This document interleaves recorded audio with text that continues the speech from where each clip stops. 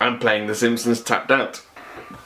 Hey guys, Cam here from today's iPhone.com, and actually all my questions are on this iPad mini, which they normally are. This is episode 1.0.6. I've only got one hand free, so I couldn't do the... Anyway, let's get to the questions. First question, again by Parth Patel. Coke or Pepsi? By Plus. How do you get paid? In little gold coins that I collect. You know, the ones from Sonic the Hedgehog?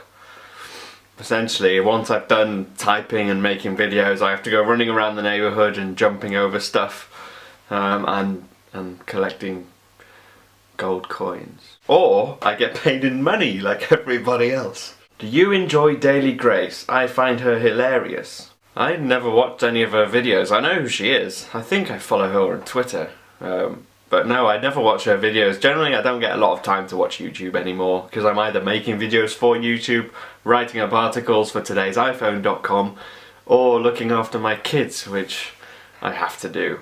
What do you think about this whole Apple iWatch idea, and do you think we'll actually see one? I love the concept of having a smartwatch. I think it's definitely an area of technology where people are clearly doing stuff. Like at CES, Pebble announced their release date, January 23rd I think it was. There was the Cuckoo watch, there's the Casio G-Shock watch which connects to iPhones.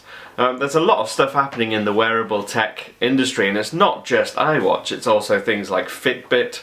Have released their kind of fitness tracker, which is similar to the Nike Fuel Band, which again is one that you strap around your wrist and it counts how many steps you make or something, I don't know.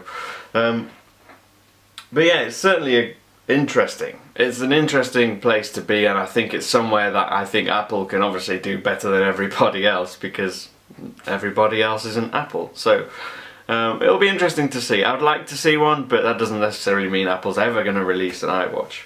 What university did you attend? I went to the University of Cumbria, which is in my local city in Carlisle. In fact, if you look, I think almost about 2 miles as the crow flies, just over there is the campus that I attended, and I did 3 years of film and television production, in which in the last year and a half I mainly focused on script writing, not so much the making videos, because I had kids, I didn't have time to go out on long video shoots and stuff. Sadly, I loved directing. I loved actually coming up with the ideas and being on set and being in the busyness of that, but unfortunately I didn't have a lot of time, so I ended up spending all my time, as I do now, sitting behind my computer typing up stuff. So I'll translate this question into English. I think, do you believe Apple will finally release the Apple TV? I don't know. I would be stupid to guess. I would like to see what Apple has in mind when it comes to Apple TV. I think it's certainly something that Apple is looking at. Tim Cook said they have intense interest in it. Steve Jobs said famously in the biography that was released a year and a bit ago now, he said that they had cracked it when it came to actually coming up with a solution that's actually going to revolutionise the way we watch TV. So it's definitely something Apple are looking at. Whether or not we're going to see one, I don't know, because with Apple what can sometimes and often happens is they'll get to the testing and prototyping phase and then they decide we're not going to bother, we're not going to release this. So we'll see. How do you manage the bills with all the phones that you're planning to get, i.e. BlackBerry 10 and Windows, or are the phones given to you as a sponsorship? No, sadly not. I don't get given any phones. All the phones that I have are either bought by me, either outright, or I have them on contract. Currently, I have 3 contracts running. Now, one of them is a half-price contract from when I used to work at T-Mobile, and the other one I get like 30% off or something because my old manager now works at Vodafone and he gave me discount. So, all in all, I don't spend a lot.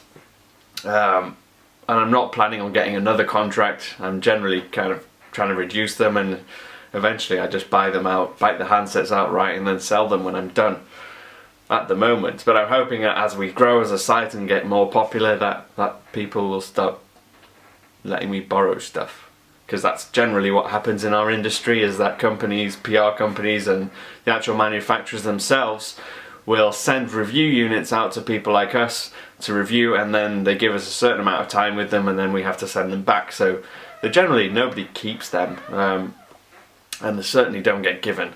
What are your views on the rumours of iPhone 5S coming in multiple colours and screen sizes?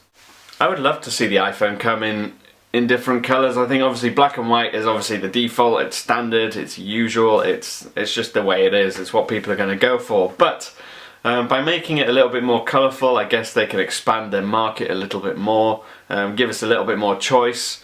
They've obviously done it with the iPod Touch range now, so there's no reason why they can't transfer that mentality to the iPhone range, but whether again they actually do that is another matter entirely.